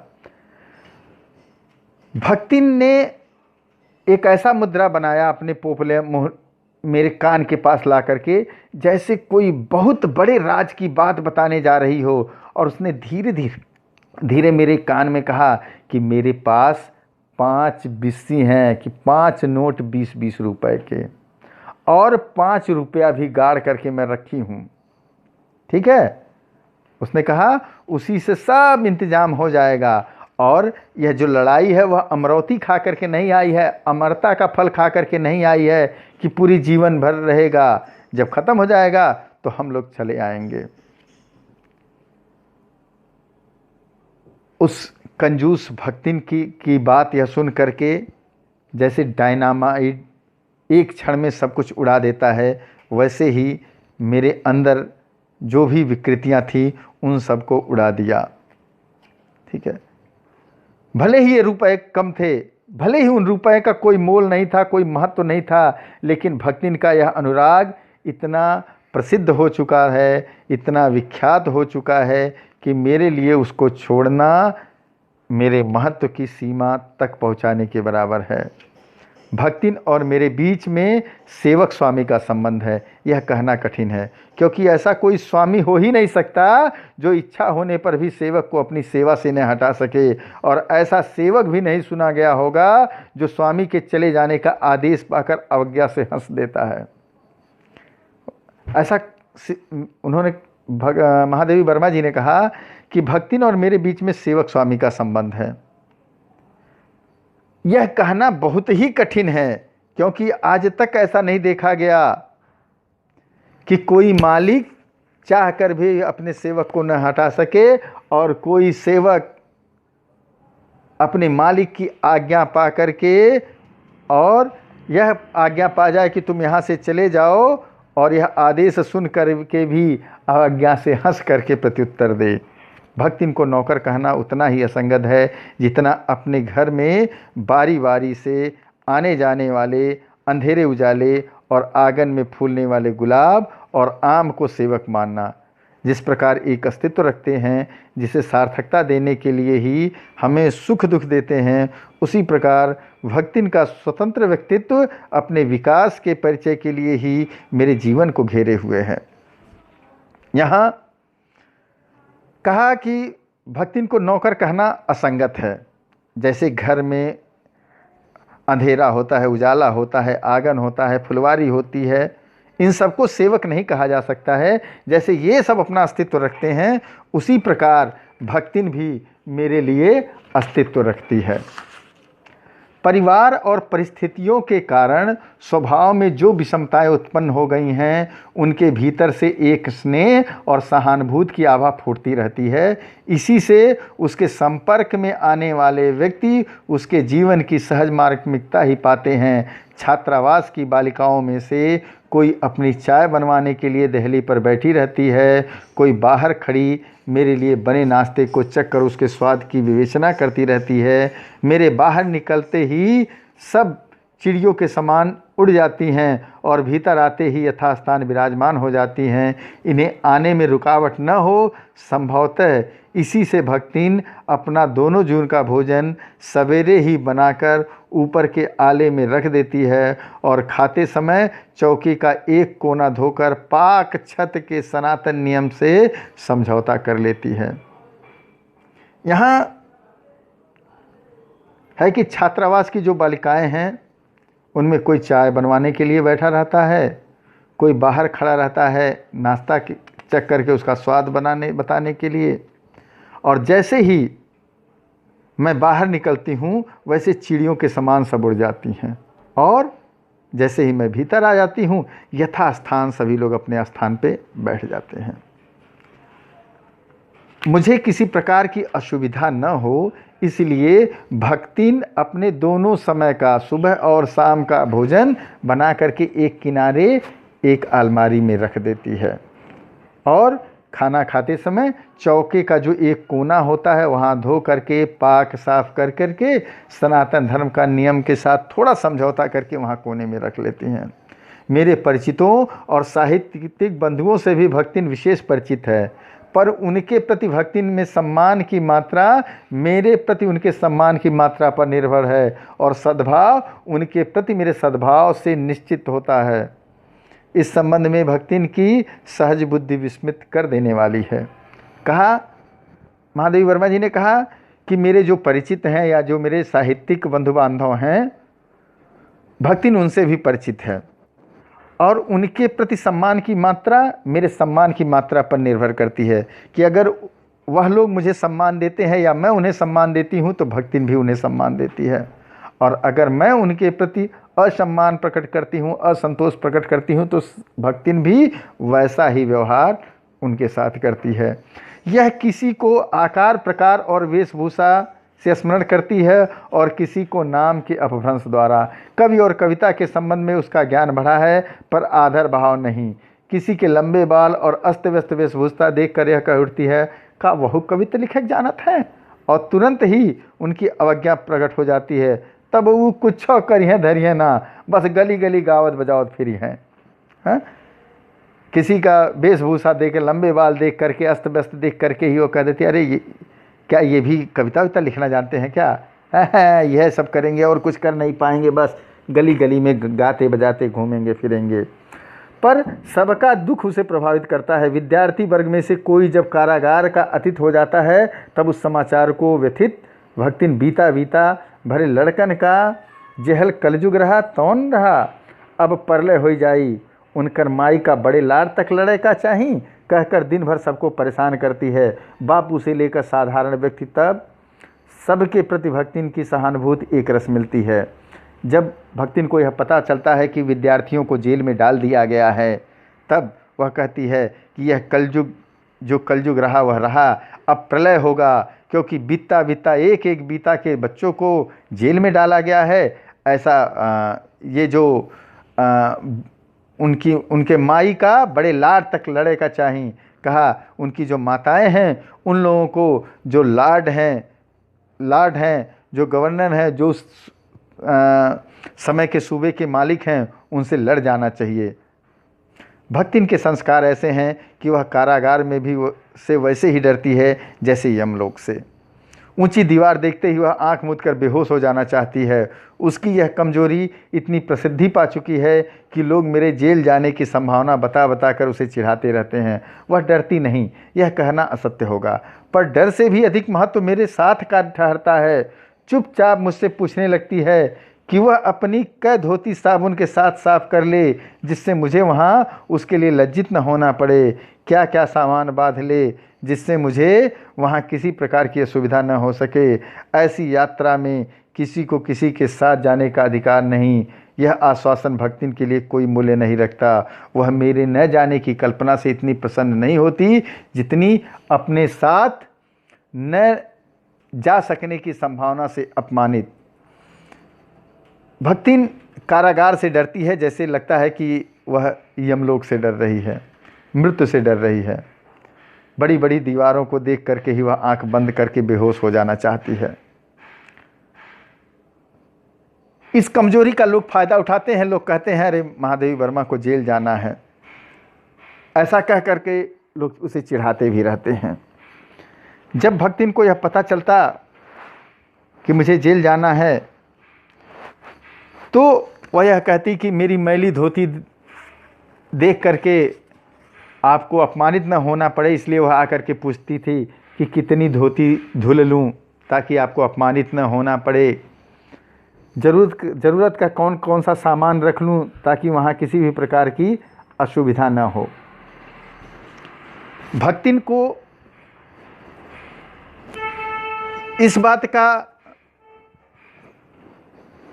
अपमान ज़्यादा रहता था कि जब उसे मैं मना कर दूं कि जेल में आपको साथ नहीं ले जाया जा सकता है, तो वह अपने आप को अपमानित महसूस करती है। भला ऐसा अंधेर हो सकता है कि जहां मालिक वहां नौकर?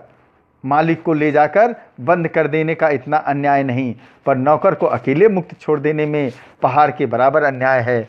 ऐसा अन्याय होने पर भक्तिन को बड़े लाड तक लड़ना पड़ेगा। किसी की माई यदि बड़े लाड तक नहीं लड़ी तो नहीं लड़ी, पर भक्तिन घात का तो बिना लड़े काम ही नहीं चल सकता है। जब भक्तिन को यह पता चलता कि नहीं, केवल मुझे ही यानी महादेवी वर्मा को ही अकेले जेल जाना होगा, तो वह कहती थी कि यह भी कोई नियम है? यह अन्याय, घोर अन्याय है कि मालिक को अकेले जेल में डाला जाए और नौकर खुला स्वतंत्र रहे। उसने कहा यह सही नहीं है, और उसने कहा भले ही किसी की माँ बड़े लाड से नहीं लड़ी हो तो नहीं लड़ी हो, लेकिन मैं बिना लड़े नहीं मानूंगी, मैं बिल्कुल लड़ूंगी और यह कहूँगी कि जहाँ मालिक रहेंगे वहीं पे मैं भी रहूँगी। ऐसे विषम प्रतिद्वंदियों की स्थिति कल्पना में भी दुर्लभ है, कठिन है। मैं प्रायः सोचती हूँ कि जब ऐसा बुलावा आ पहुँचेगा जिसमें न धोती साफ करने का अवकाश रहेगा, न सामान बांधने का, न भक्तिन को रुकने का अधिकार होगा, न मुझे रोकने का, तब चिरविदा के अंतिम क्षणों में वह देहातिन वृद्धा क्या करेगी और मैं क्या करूँगी? उसने कहा कि जब अंतिम बुलावा आएगा यानी मृत्यु का बुलावा आएगा, तब क्या किया जाएगा? तब न धोती साफ करने का समय रहेगा, न सामान बदलने का समय रहेगा, न भक्तिन को रुकने का अधिकार होगा, न मुझे रोकने का अधिकार होगा। और उस अंतिम विदाई के क्षण में यह देहातिन वृद्धा क्या करेगी और मैं क्या करूँगी? उस समय यह यमराज को क्या जवाब देगी और कैसे हम दोनों के समय बीतेंगे? भक्तिन की कहानी अधूरी है, पर उसे खोकर मैं उसे पूरी नहीं करना चाहती। महादेवी वर्मा ने कहा कि यह कहानी जो भक्तिन की कहानी है यह अधूरी है और मैं भक्तिन को खो करके इस अधूरी कहानी को पूरा नहीं करना चाहती। इस प्रकार से यह महादेवी वर्मा जी द्वारा लिखित जो संस्मरणात्मक रेखाचित्र है वह पूरा हुआ। धन्यवाद।